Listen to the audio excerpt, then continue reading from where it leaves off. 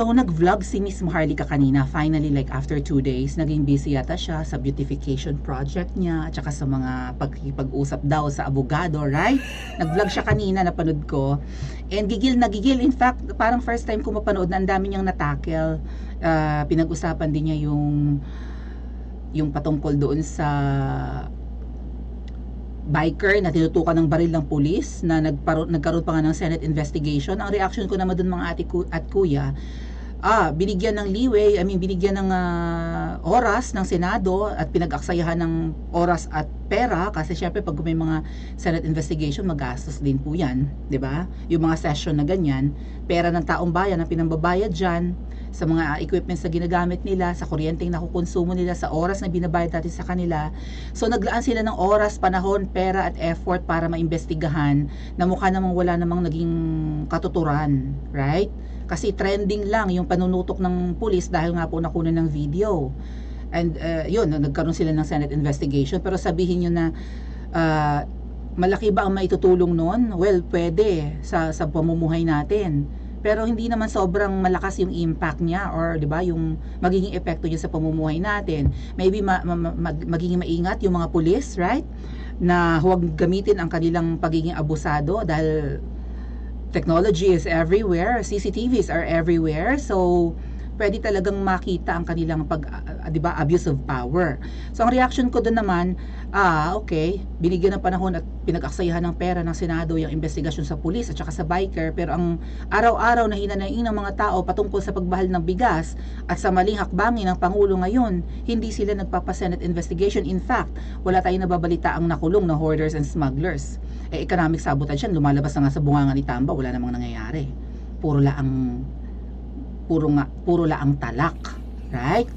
So ang Senado ganun din, parang ang Senado although hiwalay na sangay ng gobyerno at hindi kayang impluwensyahan ni Papshi at hindi kayang pakialaman kung ano ang kanilang ginagawa, mukhang kasabwat. Parang wala ng balance of power, mga ate at kuya.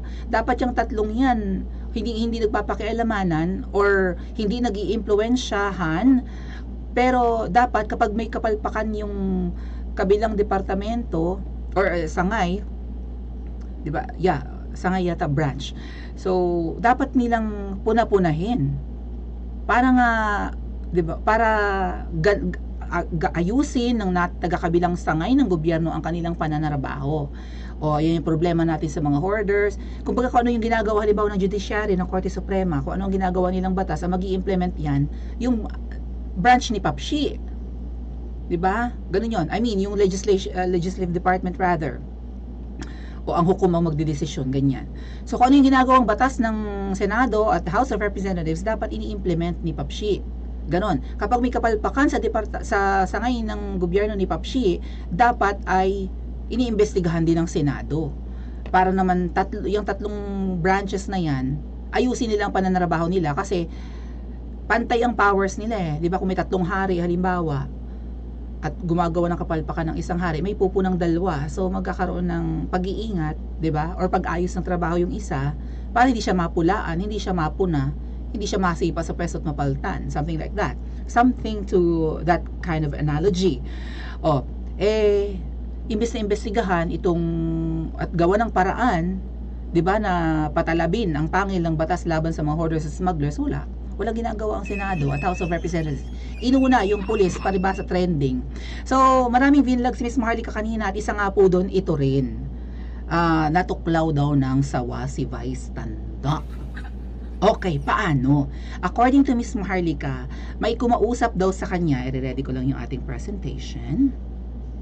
May kumausap daw sa kanya or may nagtimbre daw sa kanyang puting ahas na kaya na-suspend ang showtime for like 12 days or bibigyan ng parurusahan ay dahil sa sinabi ni Vice Tanda patungkol sa gobyerno ngayon. At nagkalkal ang inyong prinsipesa kung ano ang sinabi ni Vice Tanda na ikinapikon ni ahas kaya niya tinuklaw si Vice Ganda. Pasensya na naano ako, slip of tongue. Vice Ganda. Lagi na lang ako si Vice Tanda. Kasalanan po yan ni Bibi Gandang Hari. No, na isa sa idolo ko kasi magandang akla. Syempre kami mga akla, di ba? Nagsusuportahan kami. Tawag niya kay Vice Ganda ay Vice Tanda. Okay, nagkalkal lang yung Principesa. Paanong tinuklaw ng babaeng ahas? Kung nakikita niyo yung babaeng ahas dyan, Diyosa naman, no? Pero kilala niyo na yung tinutukoy nating babaeng ahas sa lipunan ngayon. Ano kaya ang dahilan? Pero ang sinabi ni Vice Tanda patungkol sa korupsyon ng gobyerno. Kaya nga may nag-comment kanina sa comment section natin, ay si Seth pala yung yung Egyptian god. Sabi ni, sino ba yan? Okay, hold on. Dizonra, thank you. Okay. So, napapatingin ako sa comments. Yung mga ate at kuya, take note na nababasa ko yan. Nagmumultitasking naman ako eh. Nababasa ko yan kahit na minsan hindi ko talaga nababasa lahat, no, sa ating pagdidiscuss or na ipapakita. At least nakikita ko naman po. Nasisipat ko naman. So, ito po yung nakalkal ng inyong Principesa patungkol kay Vice Tanda. So, sa episode ng Showtime, I think this is in katapusan ng Agosto, ito yung sinabi ni Ann. Sobra ka naman makapagsalita. Ang ganda-ganda na kaya ng boses ko. Nagpalakpakan nga yung madlang people. Si Ann kasi talagang malakas ang loob ditong kumanta, no? Kasi nare-reach niya yung high notes eh. Kaya lang wala lang siyang control. Kaya yung high notes niya masakit sa tenga, matinis. And then siguro pasigaw. Pero nakakakanta si Ann, no? Minsan nga lang talagang nag-off key. Parang nagsa-sharp yung boses niya, no? Ganyan. Pero nakakakanta naman, nakaka-carry naman ng tune. Tapos ginagawa rin niyang katatawanan, naaaliw naman ang madlang people. So, mukha namang nag-voice coach or nag-voice lesson si Ann. Medyo na-refine na rin yung boses niya. Pero sabi ni Vice Ganda dito, yung boses mo parang korupsyon sa Pilipinas. Hindi namin gusto na sanay lang kami. And take note, trending po. Lagpas kalahating milyon ang nag-react. See? Lagpas kalahating milyon ang nag-react. Yung iba dyan, deadma lang. Halimbawa, nakita mo yung post ito ng inquiry yata eh. There, Philippine Star. Vice and Core really hits different. The banter on its Showtime noontime show between hosts Ann Curtis and Vice Ganda drew laughter from social media users on Thursday. During the show, Ann after belting out a Gary V song was interrupted by Vice. Ano kayang kanta ni Vice? Ni Gary V? Sikapin mo, pilitin mo. Huwag na kumanta Maui, wala namang pakulay. Kumanta pa siya ng Gary V song. Hataw na, hatawan ka. Hataw. Mga tamawi. Vice quipped, yung boses mo parang corruption sa Pilipinas. Hindi namin gusto, nasanay na lang kami. Sobra ka naman magsalita. Lahat na nag-cheer sa akin. Can you just be happy that my voice is beautiful now? Diba? Maging masaya ka. Nag-improve na yung boses ko. Pinapalakpakan na ako. Diba? Ganun. Actually, kaunti pang voice lesson, magiging singer si Ann eh. Ano lang yan, it's all about control, di ba? Kung masakit sa tenga, i-control mo. Siguro, bawasan mo yung vibrato mo. Sabi nga ni Kim Chu na hindi na natin na-discuss, yung vibrator. Vibrator! Familiar si Kim Chu sa vibrator. Ano kaya yun? Ako, talaga nga namang mapaparusahan ng MTRCB. So, eto may isa pa dito. May Bisaya ditong post. Lango-lango ni Vice na hanungod sa tingog ni Ann. Trending subong sa social media. Ang lango-lango ni Vice. Ano yung lango-lango? Biro? Ganon? Kalokohan kasi sa amin yung lango-lango or kagaguhan eh. Nga ginakumparar si ni, hello sa mga Ilonggo dyan, pagtyagaan yung mag-Ilonggo tayo. Ginakumparar si ni ang tingog ni Ann sa korupsyon sa Pilipinas. Yun na nga. Konti lang naman pala yun. Ini nga balita, ginadulong sa inyo sang kineme latik plak to dong na nangungunang kineme sa oil. Hindi namin gusto, ang dami ko nakalkal, ito lang yung present natin. Hindi namin gusto na sanay na lang kami sa boses ni Ann. Pero syempre may napikon at yan nga po ay si babaeng ahas. Ngayon, tatanungin ko kayo mga ate at kuya. Actually, ang dapat nating tanungin dito ay ang mga politiko. 'Di ba? Pinakamagandang itanong natin sa politiko, maybe sa ating live survey, na kung tatanungin natin ang mga politiko ngayon, proud ba sila na ang administrasyon ngayon ay hindi kurakot kumpara sa mga nakaraan? Di ba kung todo sila batikos kay Tatay Digong ngayon? Right?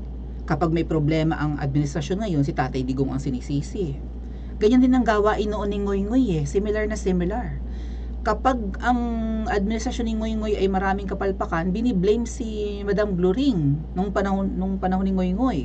Right? Hanggang sa ipakulong na nga nila si Madam Gloring. Right? May neck brace, may wheelchair, alala nyo? O, Tatay Digong ba nanumbat sa problema ng administrasyon ni Ngoy Ngoy nung marami siyang hinarap nung pamumuno niya? Although minana ni PRRD yung problema sa droga, corruption, 'di ba? Kriminalidad, hindi niya binlame yung nakaraang administrasyon, gumawa siya ng solusyon. Ang dami pang worst case scenario na mga pumasok sa Pilipinas or whatever, like mga unexpected rather na mga events katulad ng pagsabog nga ng bulkan, pandemic, mga bagyong ang lakas-lakas mala Yolanda rin. Pero hinarap ni PRRD yun at na-survive ni PRRD. Proud nga si PRRD sa kanyang gikan sa masa kahapon na nagawa niya ng paraan na hindi tayo nangutang panahon ng pandemic. Pero ang gobyerno ngayon ni Papshi, bilyon-bilyon ang utang. Nakatatlo na nga yatang pangungutang. Right? Sa mga international banks at local banks na bilyones in dollars ang utang. Saan ka nakakita si Tatay Digong tinamaan tayo ng pandemic, hindi nangutang mga ate at kuya? So, sino ngayon ang magaling? Ngayon, ang sabi ko nga sa inyo, tanungin natin ang mga politiko ngayon patungkol sa sinabi ni Vice. Kayong mga nakaupo ngayon, mga ma'am at sir, mula sa kataas-taasang opisina hanggang sa local government, maipagmamalaki nyo ba na ang inyong pamunuan at ang administrasyon ngayon or ang inyong termino ngayon ay less corrupt kaysa sa mga nakaraang administrasyon? Hindi lang kay Tatay Digong hanggang doon sa mga nakaraan pa, hanggang kay Ramos, kung gusto nyo, hanggang kay Cory. Maipagmamalaki nyo ba na less corrupt na ang government ngayon? Na mas corrupt yung mga nakaraang administrasyon kaysa sa ngayon? 'Di ba? Ano kaya sasagot nila, mga ate at kuya? Ay, oo, hindi corrupt kami ngayon. Kami mga nakaupo ngayon, hindi kami corrupt. Ganun ang sasabihin ng mga yan. Tas hahaba yung ilong nila, 'di ba? Hindi kami corrupt, mga malilinis kaming tao, naninilbihan kami ng maayos sa taong bayan. Sabi nga ni Senadora Miriam, naalala kong bigla, pag may nakaharap kang politiko, sampalin mo. Right? Pag may nakaharap ka, ba nakita mo sa daan o lumapit sa'yo nakipag-usap, sampalin daw natin. Makaganti man lang daw tayo sa kademonyuhan ng mga yan. Makaganti man lang daw tayo sa korupsyon ng mga yan kasi 90, 95, baka nga 99% na nga. Sa 1,000 politiko, baka 10 lang ang matino, baka wala pa sa 10. Okay? Sabi ni Senadora Miriam nung nabubuhay pa. Oh. Ayan. So, bakit nga naman napatawan ng parusa ang Showtime? Pero makes sense, no? Although si Vice tanda, ang parusa po kasi ng Showtime ito. Ayan. Magalit na kung sino ang magagalit, sabi ni Lala Soto. So, hawig niya si Shara Soto. I would assume na kapatid to ni Shara. I would assume na anak siya ni Tito Sen. That right? Anak to ni Senator Tito Soto. Hawig ni Shara Soto Lala Soto ng MTRCB. Lala, nanindigan ni Showtime ang malinaw na paglabag sa pagkain ng icing ng cake ni Naayon at Vice Tanda on national TV. Inamin mismo ni MTRCB Chairperson, Lala Soto, anak na, ayun yun. Ngayon ko lang kasi babasahin din ang article para sabay-sabay nating malalaman. Kaya minsan yung mga reactions ko dito, lahat raw. Nabubulantang ang prinsesa na babasa. O ngayon lang natin nalaman, ngayon ko lang din nalaman kasi ngayon ko lang babasahin. Anak ni Tito Soto na host ng EAT. What? Si Tito Soto yung host ng EAT. Akala ko si Lala Soto Conflict yun So, si Tito Soto, host siya ng EAT ngayon, yung bagong EAT Bulaga. O yung ibang program na nakailang warning or stern warning na umano sila sa Kapamilya Noontime Show, ukol na rin sa ilang paglabag. Parati na lang warning, stern warning, paulit-ulit na warning. Ngayon po ito ay hindi namin pwede palampasin, magalit na kung sino man ang magagalit.